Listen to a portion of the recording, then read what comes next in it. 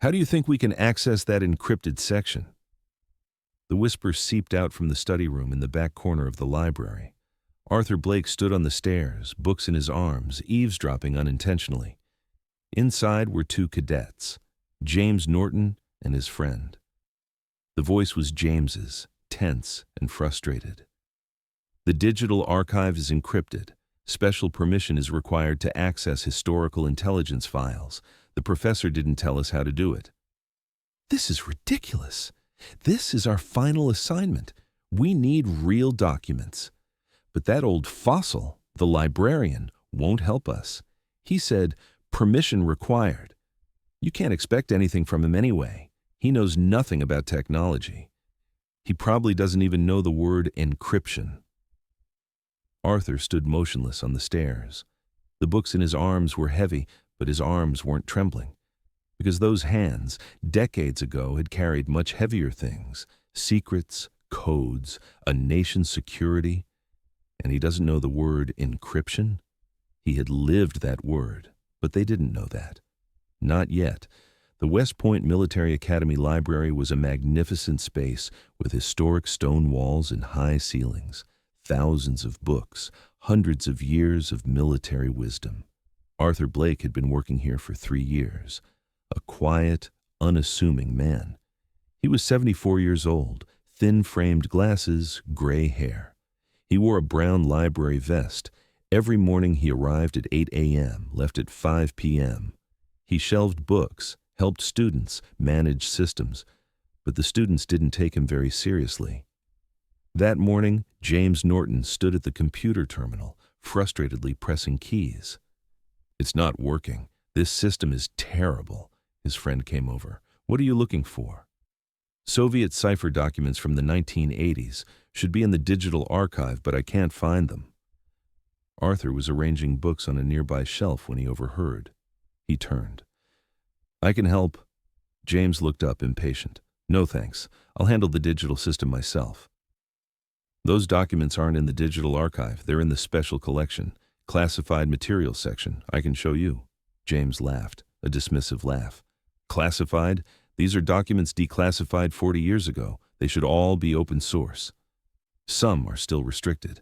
Permission required for academic use." "Listen," James stood up. "I respect you, but I'm a student at this academy. I have access. Your system is just old and complicated." Arthur quietly responded, "The system isn't old. It's secure. There's a difference."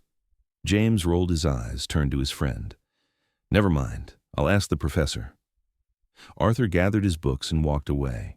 There was no anger in his eyes, no disappointment, just a familiar weariness. 3 days later, the library door opened quickly.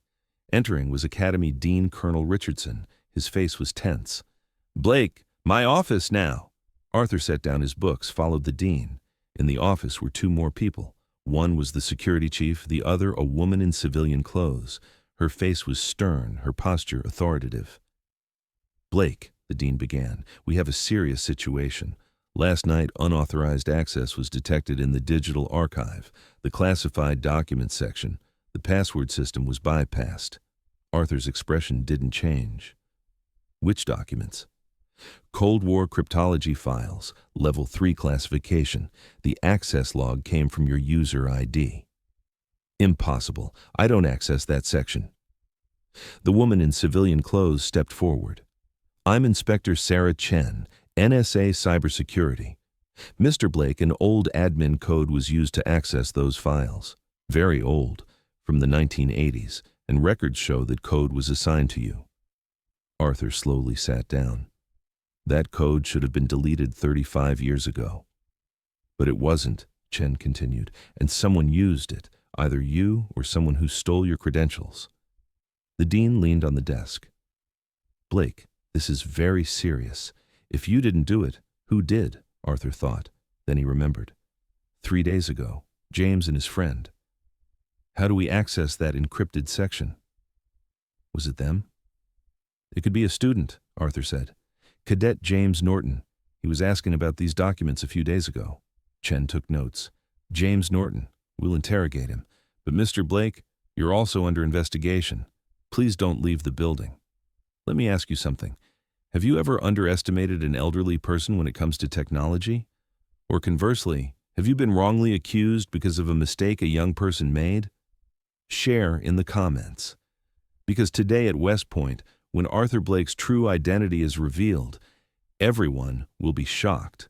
But first, let's see how the truth comes to light. The next morning, an unexpected visitor came to the library. A man in a black suit, serious face, 2 guards with him. He walked straight to Arthur's desk. "Arthur Blake?" Arthur looked up. He recognized the man. His face was in the news. CIA Deputy Director Michael Harrington. "Yes? Can you come with me? Private matter?" Arthur stood up. They went together to an empty conference room. The door closed. Harrington sat down. "Mr. Blake, I spoke with Inspector Chen from the NSA. The digital archive breach. Your old admin code was used." "I know. I didn't do it." "I know you didn't." Harrington leaned back. "Because to use that code, you need to know how that system works. And that system was designed by you in 1982. Arthur looked at him silently. Harrington continued. "I reviewed the archive records, the real records, Arthur Blake. Former codename, Cipher, CIA Cryptology Division, 1975 to 1989. 42 successful operations breaking Soviet cipher systems, multiple intelligence medals of merit, and most importantly, in 1983, the man who broke the KGB communications cipher." Arthur's face didn't change. That was a long time ago. "Maybe, but those skills don't disappear." Harrington leaned forward. "Now I'm asking you directly, how was that system broken?" Arthur took a deep breath. "The system wasn't broken. Someone found the back door. In 1982, when I designed the system, I added a bypass code for emergency access, a very simple pattern, but only someone who understands the system's logic could find it." "And who could find it?" "Someone very smart and very inexperienced. A student. Cadet James Norton." When James Norton was called to the dean's office, he appeared relaxed, but when he saw Deputy Director Harrington, his face went pale. "Sit down, Cadet Norton," the dean ordered. Harrington put a file on the desk. "Unauthorized digital archive access, federal crime, up to 10 years in prison." James's mouth went dry. I was just trying to finish my assignment. I asked for permission, but the librarian wouldn't give it." "So you're blaming Mr. Blake?" Harrington asked sharply. "No, I found a forum online explaining how to bypass old systems. I tried it, and it worked. I just wanted to look at the documents. I didn't even download them." Harrington leaned forward. "That old system is national security infrastructure. You hacked it, and now it's accountability time." The door opened. Arthur entered. James looked at him, confused. Did you turn me in?" Arthur sat down. "No, I'm trying to protect you." James couldn't believe it. "How?" Arthur turned to Harrington. "Director, this boy did something foolish. But he's not malicious, just proud and impatient. My recommendation is, instead of punishing him, teach him a lesson." Harrington raised his eyebrows. "What kind of lesson?" "Have him help me. In the library. Learn the old systems. Understand the connection between history and security. 3 months, every day. If he learns, I'll drop the charges." The dean and Harrington looked at each other. Harrington nodded. "Agreed. But Cadet Norton, if you make one more mistake, there's no second chance." James looked at Arthur. His eyes held shame and gratitude. I'm sorry. I underestimated you. I didn't even know who you were." Arthur smiled gently. "Most people don't, and that's fine, because true heroes live quietly." 3 months later, James worked with Arthur in the library every day. He learned the old systems, read history books, and most importantly, learned respect. On the last day, Arthur gave him a book. The cover read, "Cold War Cryptography Declassified." "Look at page 247, Arthur said. James opened it. There was a photograph, a young man wearing glasses, serious. Below it, Arthur Cipher Blake, CIA cryptology specialist, 1983.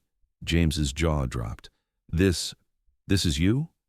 Once upon a time. Now I'm just a librarian, and that's enough. James closed the book. No, you're a legend, and I'm lucky I learned from you. Arthur touched his shoulder. The lesson is this: never judge anyone by their appearance, and the true power of knowledge is in how you use it, not in how much you know. Arthur Blake's story reminds us, the greatest masters live in the quietest corners. They don't boast, they don't show off, they just serve. If this story moved you, help these stories reach more people. Share with your teachers, librarians, elderly neighbors. Maybe they too have a hidden past. Subscribe. New hero stories every week. In the next video, we'll discover the shocking identity of a parking attendant. Share in comments. Have you ever underestimated an elderly person about technology? Did you regret it? Tell us. Remember, wisdom comes with age, and true power is carried silently. See you in the next story.